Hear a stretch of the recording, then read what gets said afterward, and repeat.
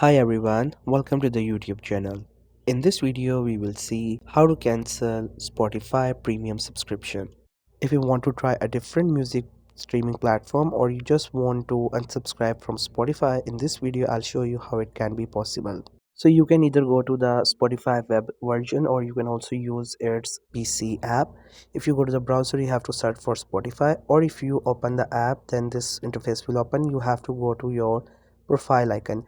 This option will also be same in the web version, so you have to go to the account option.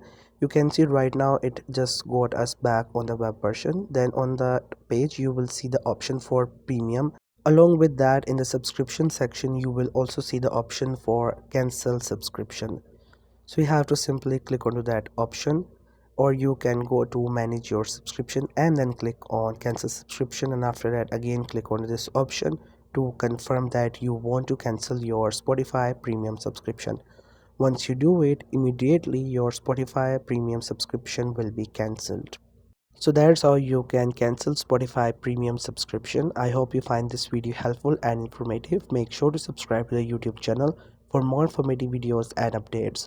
You can leave a like, comment. If you have any queries, feel free to ask. Thank you so much for watching the video.